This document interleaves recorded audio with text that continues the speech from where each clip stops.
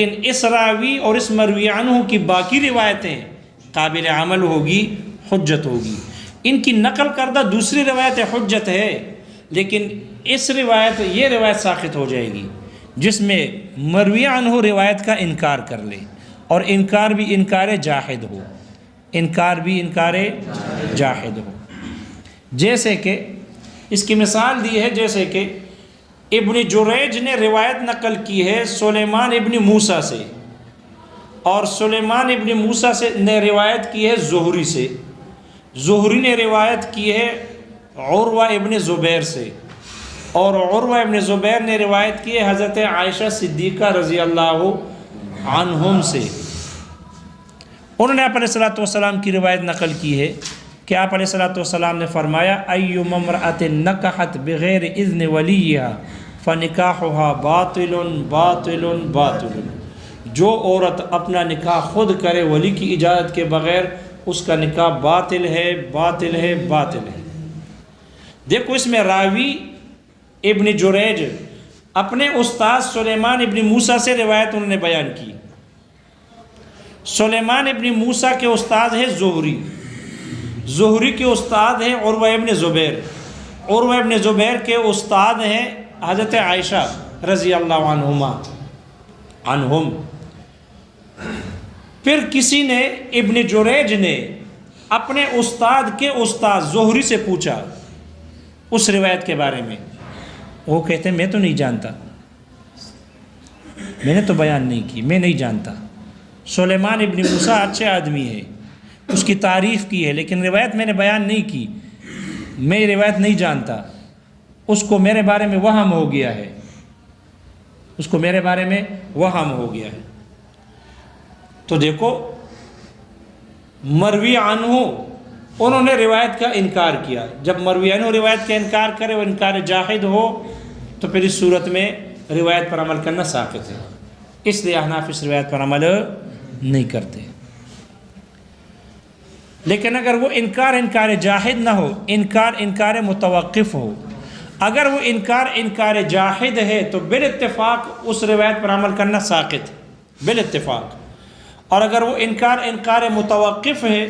توقف والا انکار ہے، اس طور پر کہ کہے کہ مجھے یاد نہیں ہے، مجھے یاد نہیں پڑتا کہ میں نے روایت بیان کی ہے، جاحد نہیں ہے، توقف کا انکار ہے، تو اس صورت میں اس کی روایت ساقط ہوگی یا نہیں ہوگی؟ احناف کی ایک جماعت کہتی ہے کہ ان کی روایت ساقط ہو جائے گی،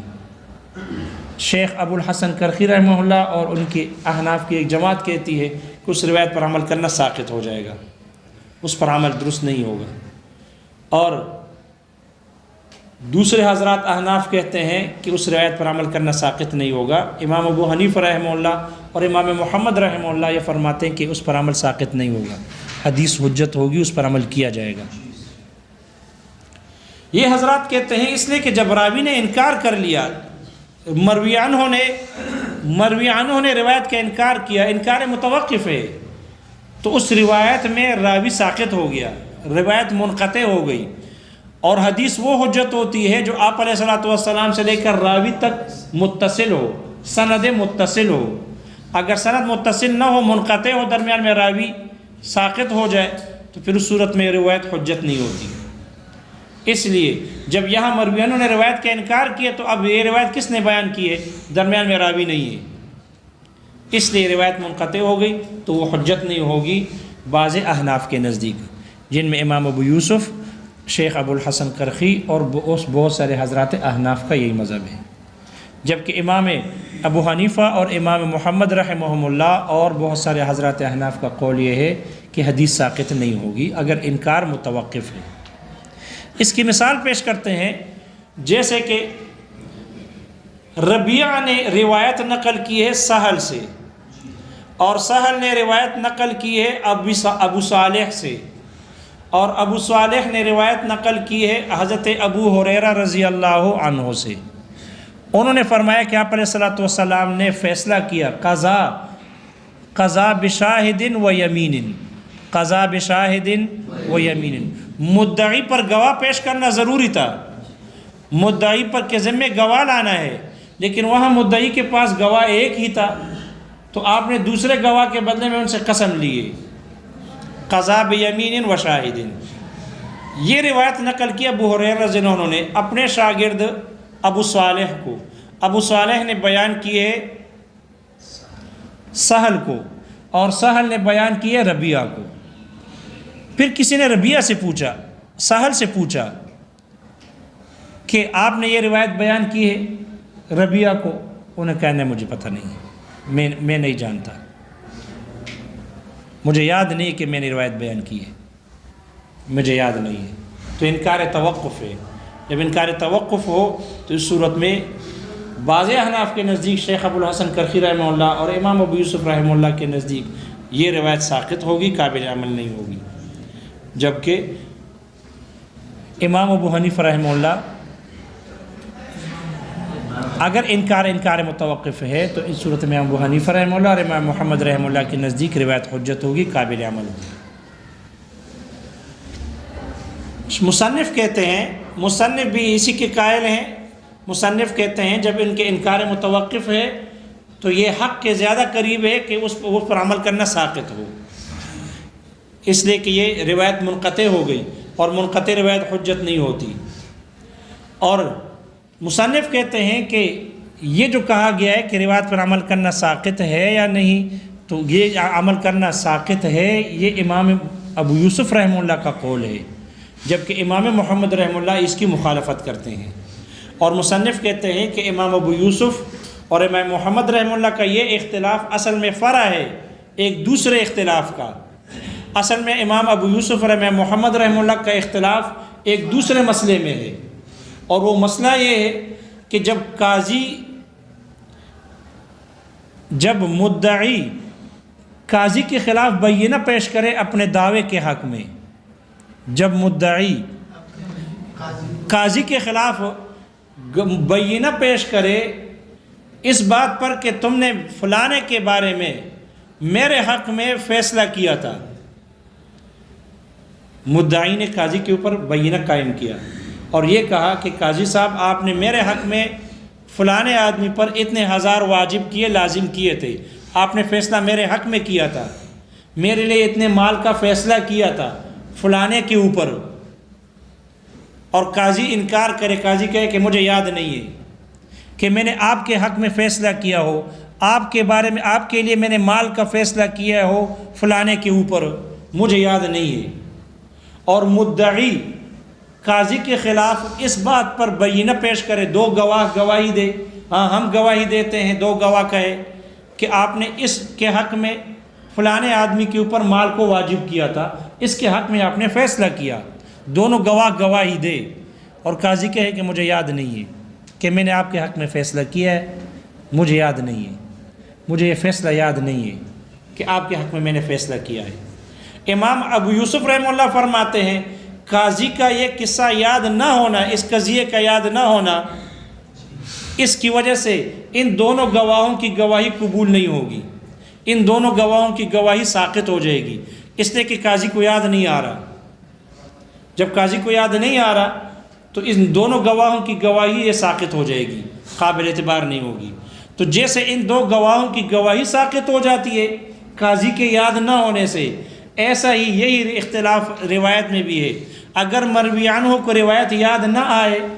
وہ نہ پہچانے، انکار متوقف کر لے، تو پھر وہ روایت بھی ساقط ہو جاتی ہے، وہ روایت بھی کیا ہو جاتی ہے؟ ساقط ہو جاتی ہے. جیسے ان دو گواہوں کی گواہی ساقط قاضی کے یاد نہ ہونے سے، اسی طرح وہاں مروی عنہ کے انکار کرنے سے اس کی روایت بھی ساقط. امام محمد رحمہ اللہ فرماتے ہیں کہ نہیں، نسیان ہے، انسان ہے، اس پر نسیان طاری ہو سکتی ہے، تو قاضی ہو سکتا ہے بھول گیا ہو، نسیان طاری ہو گئی ہوگی، اس وجہ سے ان دو گواہوں کی گواہی ساقط نہیں ہوگی. جب اس مسئلے میں ان دو گواہوں کی گواہی ساقط نہیں ہوگی قاضی کے یاد نہ ہونے کے باوجود، ایسا ہی وہاں پر روایت میں بھی اگر مروی عنہ کو روایت یاد نہ آئے اور انکار متوقف کرے تو ان کی روایت بھی ساقط نہیں ہوگی. اور یہی مذہب امام ابو حنیفہ رحمہ اللہ کا بھی ہے، جو امام محمد رحمہ اللہ کا ہے، وہ بھی انکار متوقف میں روایت کے ساقط ہونے کے قائل نہیں ہے. وہ کہتے ہیں روایت حجت ہوگی، اس پر عمل کیا جائے گا. یہ بات سمجھ میں آ گئی؟ اگر راوی اگر کوئی ائمہ حدیث کی طرف سے راوی پر طعن ہو لیکن وہ طعن مبہم ہو تو یہ راوی میں عیب کو واجب نہیں کرتا، ثابت نہیں کرے گا۔ اگر راوی یہ کہے، اگر ائمہ حدیث میں سے کوئی امام یہ کہے، ائمہ جرح و تعدیل میں سے ہو، ائمہ حدیث میں سے ہو، اور وہ یہ کہے کہ یہ حدیث منکر ہے، یا یہ حدیث ضعیف ہے، یا یہ حدیث مطعون ہے، یا ھذا لیس بشیء، یا ھذا غیر ثابت، اگر اس طرح کے الفاظ حدیث کے بارے میں کہے تو اس طعن کی وجہ سے، یہ طعن مبہم ہے، اس کی وجہ سے وہ حدیث معیوب اور مطعون نہیں ہوگی، اور وہ راوی، اس راوی میں عیب ثابت نہیں ہوگا، جرح ثابت نہیں ہوگی۔ جب راوی مجروح نہیں ہوگا تو اس کی روایت بھی معیوب نہیں ہوگی، مطعون نہیں ہوگی، روایت حجت ہوگی۔ اگر وہ جرح مبہم ہو، اس طرح کی جرح ہو، تو ائمہ حدیث کی مبہم جرح کی وجہ سے راوی مجروح مطعون نہیں ہوگا تو اس کی روایت بھی معیوب نہیں ہوگی اور حجت ہونے سے خارج نہیں ہوگی، روایت حجت ہوگی۔ الا یہ کہ وہ جرح ایسی چیز کے ساتھ جرح ہو کہ وہ جرح متفق علیہ ہو، یعنی جرح مفسر ہو، اور جرح مفسر بھی متفق علیہ ہو، اس پر اتفاق ہو، اور جرح کرنے والے ائمہ حدیث بھی وہ ہو کہ جو خیر خواہی میں، نصیحت میں اور اتقان میں، پختگی میں مشہور ہو، متعصب نہ ہو، متعصب نہ ہو۔ تو اگر ائمہ حدیث میں سے مشہور ہو خیر خواہی اور نصیحت کے ساتھ اور اتقان پختگی کے ساتھ ہے، اور جرح مبہم نہ ہو، مفسر ہو، تو پھر اس صورت میں وہ روایت اس جرح کی وجہ سے راوی مجروح ہو جائے گا، جس کی وجہ سے اس کی روایت میں عیب پیدا ہو جائے گی، اس کی روایت ساقط ہو جائے گی۔ مثال کے طور پر ائمہ حدیث میں سے کوئی امام کہے کہ اس راوی کی روایت حجت نہیں ہے، اس لیے کہ یہ زانی ہے، اس لیے کہ یہ کذاب ہے، اس لیے کہ یہ عادل نہیں ہے، اس لیے کہ یہ ضابط نہیں ہے، تو اگر جرح مفسر ہو یہ کہے تو یہ جرح مفسر ہے، راوی میں عیب پیدا ہو جائے گا، جس کی وجہ سے اس کے روایت میں بھی عیب ہوگا اور وہ روایت ساقط ہو جائے گی، روایت قبول نہیں ہوگی، بشرط یہ کہ یہ جرح مفسر ہو، مبہم نہ ہو۔ اور جرح بھی ایسے راوی سے، یہ جرح متفق علیہ ہی ہے، اور جرح بھی ایسے امام سے صادر ہو کہ جو تعصب اور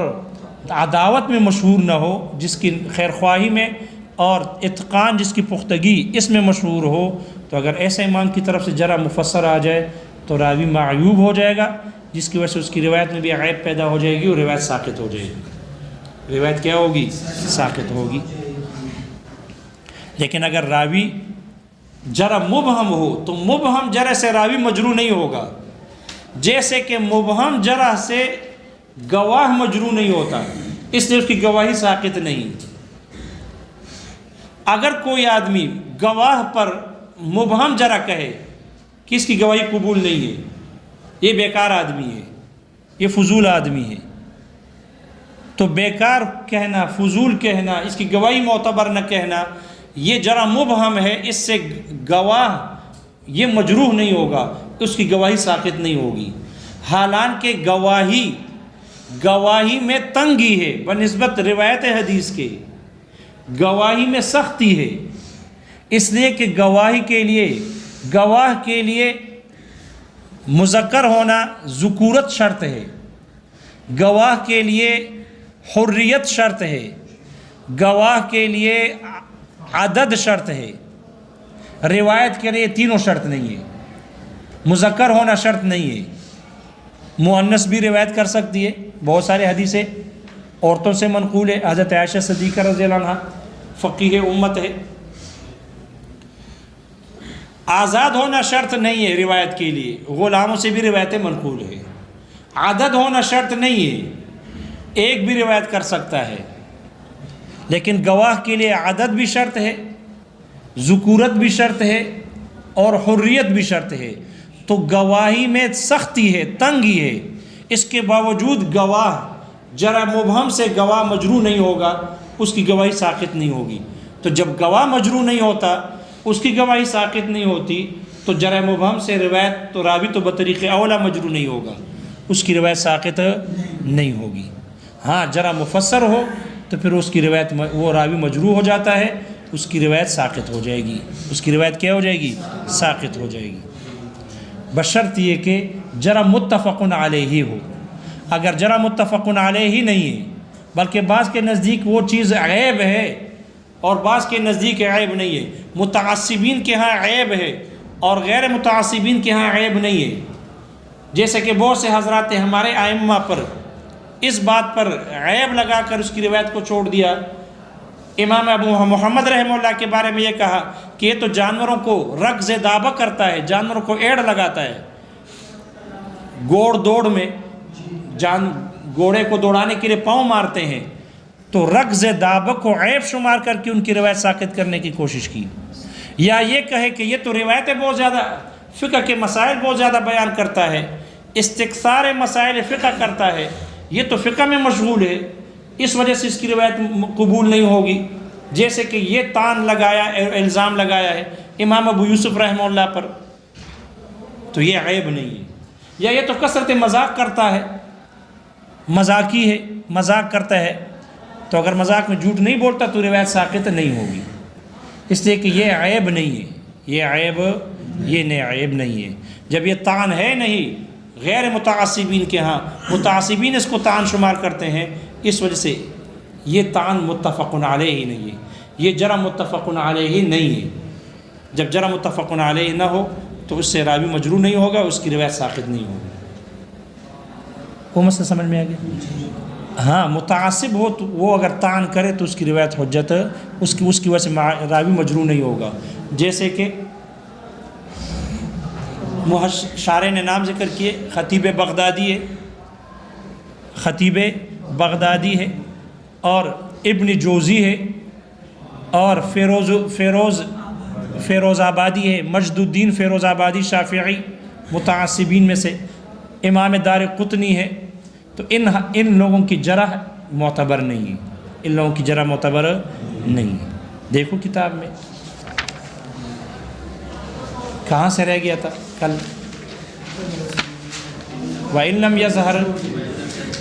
يَظْهَرْ فِي السَّلَفِ إِلَّا الرَّدُّ، اگر سلف میں ظاہر نہ ہو مگر صرف رد کرنا ہی ظاہر ہو اس روایت کے لیے، تو لم يقبل حدیثہ، تو اس راوی کی حدیث قبول نہ ہوگی، وصار مستنکرا، اور وہ مستنکر ہوگی۔ وَإِن كَانَ لَمْ يَظْهَرْ حدیثہ، اگر راوی کی روایت ظاہر نہ ہو، حدیث ظاہر نہ ہو، فی السلف صحابہ میں، وَلَمْ يُقَابِلْ بِرَدٍ وَلَا قبول، اور اس نے سامنا نہ کیا ہو رد کرنے کا اور نہ ہی قبول کرنے کا، لم یجب العمل به، تو اس روایت پر عمل کرنا واجب نہ ہوگا، لیکن العمل به جائز، لیکن اس پر عمل کرنا جائز ہے، لأن العدالة اصل فی ذلك الزمان، اس لیے کہ اس زمانے میں عدل یہ اصل ہے، حتیٰ یہاں تک کہ ان روایت مثل هذا المجہول، اس مجہول جیسے راوی کی روایت فی زماننا، ہمارے زمانے میں، لا یحل العمل به، اس پر عمل کرنا حلال نہیں ہے، لظہور الفسق، فسق اور فجور کے ظاہر ہونے کی وجہ سے۔ خلاصہ بتا رہے ہیں، فصار المتواتر یوجب علم الیقینی، تو پس متواتر علم یقینی کو واجب کرتا ہے، والمشہور علم التمانینتی، اور مشہور یہ علم تمانینت کو واجب کرتا ہے، وخبر الواحد علم غالب الرائے، اور خبر واحد یہ غالب رائے کے علم کو واجب کرتا ہے، والمستنکر منہ، اور خبر واحد میں سے جو مستنکر ہے، یفید الظن، یہ ظنیت کا فائدہ دیتی ہے، ظن بمعنی وہم کے، وَإِنَّ الظَّنَّ لَا يُغْنِي مِنَ الْحَقِّ شَيْئًا، اور یقیناً ظن حق کے مقابلے میں کسی چیز کا فائدہ نہیں دیتی، والمستتر منہ، اور خبر واحد میں سے جو مستتر ہے، فی حیز الجواز، وہ جواز کے مقام اور محل پر ہے، للعمل به، اس پر عمل کرنے کے لیے، دون الوجوب، نہ کہ وجوب کی جگہ میں ہے، محل میں نہیں ہے، وجوب کے محل میں نہیں ہے، یعنی واجب نہیں ہے۔ وَيَسْقُطُ الْعَمَلُ بِالْحَدِيثِ، حدیث پر عمل کرنا ساقط ہو جائے گا، اذا ظہر مخالفته، جب راوی کی مخالفت ظاہر ہو جائے، قولاً او عملاً، قولاً ہو یا عملاً ہو، من الراوی راوی کی طرف سے ہو، بعد الروایت روایت کرنے کے بعد ہو، او من غیرہ یا راوی کے علاوہ کی طرف سے مخالفت ظاہر ہو جائے، من ائمۃ الصحابۃ ائمہ صحابہ میں سے، والحدیث ظاہر اور حدیث ظاہر ہو، ایسے ظاہر ہو لا یحتمل الخفاء علیہم کہ جو صحابہ پر پوشیدہ ہونے کا احتمال نہیں رکھتا، وَيُحْمَلُ عَلَى الْانْتِسَاخِ تو اس حدیث کو محمول کیا جائے گا نسخ پر۔ وَاخْتُلِفَ فِي مَا إِذَا أَنْكَرَهُ الْمَرْوِي عَنْهُ اختلاف کیا گیا ہے اس صورت میں کہ جب مروی عنہ روایت کا انکار کرے، قال بعضهم لیکن اس انکار سے مراد انکار متوقف ہے، قال بعضهم بعض حضرات نے کہا احناف میں سے يسقط العمل به اس پر عمل کرنا ساقط ہو جائے گا، وهو الاشبہ مصنف کہتے ہیں یہی حق کے زیادہ قریب ہے، مشابہ ہے۔ وقد قیل اور کہا گیا ان هذا قول ابی یوسف یہ امام ابو یوسف رحمہ اللہ کا قول ہے، خلافا لمحمد رحمہ اللہ برخلاف امام محمد رحمہ اللہ کے، وهو فرع اختلافہما اور ان دونوں کا یہ اختلاف یہ فرع ہے ان دونوں کے اختلاف کا، فی شاہدین جو ان دو گواہوں میں ہے، ایسے دو گواہوں میں ہے، شہدا علی القاضی بقضیۃ جن دو گواہوں نے گواہی دی ایک قاضی کے خلاف کسی مسئلے میں قضیے میں، وہو لا یذکرها اور وہ اس کو یاد نہیں کرتا یعنی اس کو یاد نہیں رہتا۔ قال ابو یوسف تو امام ابو یوسف رحمہ اللہ نے فرمایا لا تقبل تو ان دو گواہوں کی گواہی قبول نہ ہوگی۔ وقال محمد رحمہ اللہ اور امام محمد رحمہ اللہ نے فرمایا تقبل ان دونوں گواہوں کی گواہی قبول ہوگی۔ والطعن المبہم اور مبہم طعن عیب لا یوجب جرحا فی الراوی یہ راوی میں جرح کو واجب نہیں کرتا، کما لا یوجبہ فی الشاہد جیسے کہ یہ مبہم طعن یہ گواہ میں عیب کو واجب نہیں کرتا، طعن کو ثابت نہیں کرتا۔ ولا یمنع العمل به اور حدیث پر عمل کرنے کو نہیں روکتا، الا اذا وقع مفسرا مگر یہ کہ جب یہ طعن مفسر طور پر واقع ہو، بما اس چیز کے ذریعے سے ہو کہ ہوا جرح متفق علیہ کہ وہ ایسی جرح ہو جو اس پر اتفاق کی گئی ہو، ممن اشتہر اور ایسے ائمہ حدیث کی طرف سے ہو کہ جو مشہور ہو گیا ہو بالنصیحۃ والاتقان خیر خواہی میں اور پختگی میں مشہور ہو، دون التعصب والعداوت نہ کہ تعصب اور عداوت دشمنی میں مشہور ہو، من ائمۃ الحدیث ائمہ حدیث میں سے۔